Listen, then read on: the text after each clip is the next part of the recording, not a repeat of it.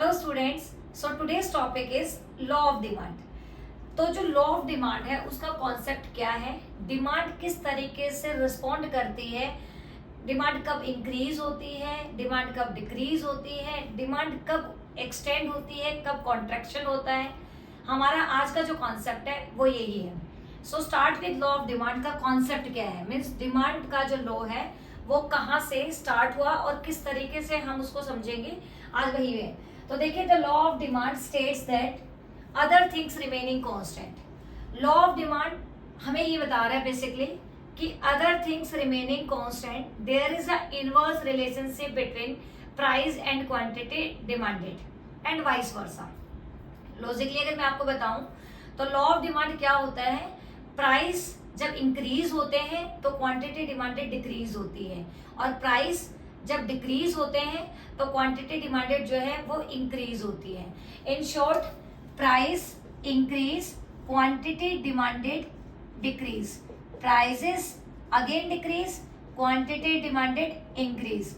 This shows inverse relationship between price and quantity demanded.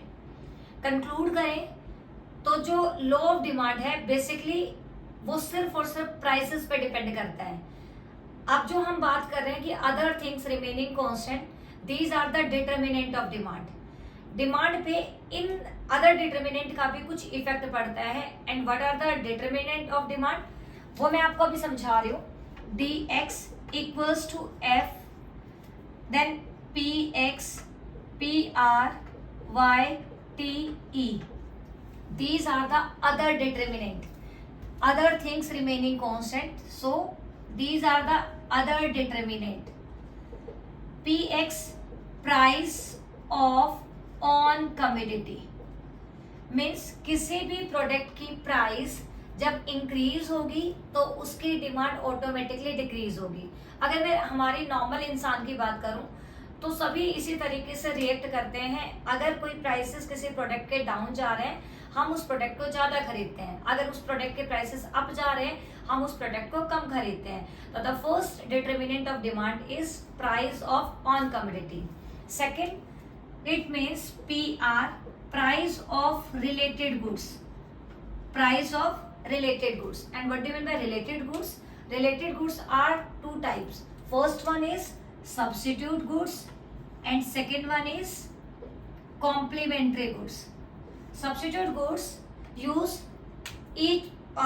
use one another, means एक की जगह अगर हम दूसरे को यूज कर सकते हैं तो वो सब्सिट्यूट है। For example tea and coffee, Maaza and Frooti, एक दूसरे की जगह हम उसको मतलब यूज कर सकते हैं। देन कॉम्प्लीमेंट्री गुड्स, एक गुड्स को जब दूसरा कंप्लीट करे। फॉर एग्जाम्पल कार में अगर पेट्रोल जाएगा तो कार चलेगी, ब्रेड पे बटर लगेगा तो खाया जाएगा, पेन में इंक डलेगी तो चलेगा। This is called complementary goods. Then substitute goods and complementary goods, इन दोनों को जब कलेक्ट कर देते हैं तो this is called price related goods. This is the second determinant of demand. अब इसका कैसे इफेक्ट पड़ता है, फॉर एग्जाम्पल टी के प्राइसेस 100 रुपीज के जी, कॉफी के प्राइसेस 150, कुछ टाइम पीरियड के बाद में टी के प्राइसेस 100 से 150 हो जाते हैं और वी कैन से दैट 200 हो जाते हैं, बट कॉफी के प्राइसेस अभी भी कांस्टेंट है, मीन्स ये 150 है। तो मोस्ट ऑफ कंज्यूमर क्या करेंगे, these are the substitute goods, वो टी को छोड़कर कॉफी की तरफ शिफ्ट हो जाएंगे। तो इसमें भी डिमांड जो है वो अदर फैक्टर्स पे डिपेंड कर रही है। तो ये हमारा सेकंड कॉन्सेप्ट था। Y, it means income, income distribution. तो वी कैन से दैट अगर किसी कंज्यूमर की इनकम इंक्रीज हो रही है तो उसकी डिमांड जो है वो इंक्रीज हो जाएगी। किसी कंज्यूमर की इनकम जो है वो डिक्रीज हो रही है तो उसकी जो डिमांड है वो भी डिक्रीज हो जाएगी। तो यहाँ हम कह सकते हैं कि जो थर्ड डिटर्मिनेंट है डिमांड का, this is called income. Then आता है नेक्स्ट टेस्ट। टेस्ट का मतलब होता है टेस्ट एंड प्रेफरेंसेस। अगर किसी कंज्यूमर के टेस्ट एंड प्रेफरेंसेस उस स्पेशल कमोडिटी के लिए या फिर उस कमोडिटी के रिगार्डिंग इंक्रीज हो रहे हैं, मतलब सर्दियों में हम हॉट ड्रिंक्स जो होती हैं जैसे टी एंड कॉफी या फिर हीटर, ब्लोअर, इनका यूज बढ़ा देते हैं, तो ये टेस्ट और प्रेफरेंसेस पर डिपेंड करते हैं। अगर गर्मियों की बात करूं तो एसी, रेफ्रिजरेटर, आइसक्रीम, इन सभी चीजों की जो है डिमांड बढ़ जाती है, बिकॉज इनका जो है टेस्ट और प्रेफरेंसेस इस टाइम पे लोगों का ज्यादा होता है। तो यहाँ पे मैंने क्या बोला कि taste and preferences is the another determinant of demand, जो कि डिमांड पे इफेक्ट डालता है। And the last one is future expectations, like future में वो चीज कितनी अवेलेबल रहेगी। बेसिकली आज किसी प्रोडक्ट की प्रोडक्शन कम हुआ है तो हमें बहुत अच्छे से पता है कि आने वाले टाइम में इस चीज के प्रोडक्शन कम होने की वजह से डिमांड बढ़ेगी और इसके प्राइसेस भी बढ़ेंगी। तो जो एक रैशनल कंज्यूमर है वो उस चीज की डिमांड आज ही इंक्रीज कर देता है, आज ही बढ़ा देता है। सो डीएक्स जो डिमांड फॉर एक्स कमोडिटी है उसके कुछ डिटर्मिनेंट है। First one is price of x commodity, second one is price related goods, substitute and complementary, third Y income, fourth taste and preferences and future expectations of that commodity. ये सारे हमारे other determinant है and P x is the main determinant. So law of demand क्या बोलता है, other things remaining constant, मतलब PRYTE ये तो रहेंगे कांस्टेंट, चेंज होगा तो सिर्फ क्या चेंज होगा, px. Price of on commodity increase होगी या डिक्रीज होगी, उसी की वजह से डिमांड या तो कम होगी या तो डिमांड ज्यादा होगी। This is called law of demand. आगे चलते हैं। लॉ ऑफ डिमांड में अगर मैं बात करूं कि डिमांड शेड्यूल कैसे बनता है, तो हमने लिया px price of x commodity, फिर हमने लिया क्यूएक्स क्वांटिटी ऑफ एक्स कमोडिटी। अगर किसी प्रोडक्ट के प्राइसेस 10 रुपीज है, हम उसके 100 क्वांटिटीज को कंज्यूम कर रहे हैं।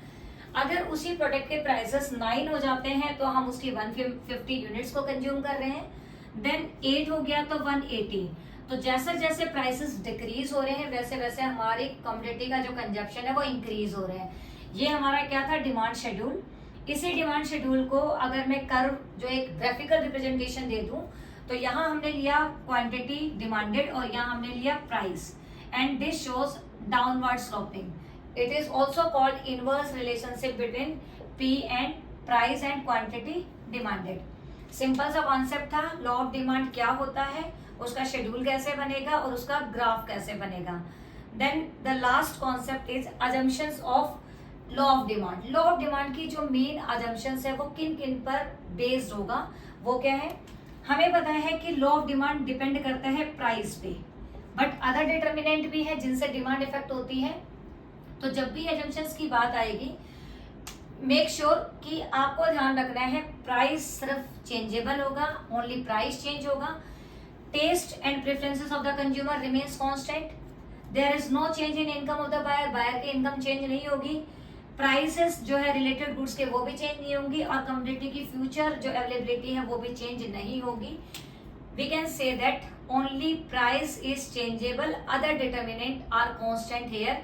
दीज आर द assumptions of law of demand. Law of demand का कॉन्सेप्ट इतना ही था, बड़ा ही सिंपल।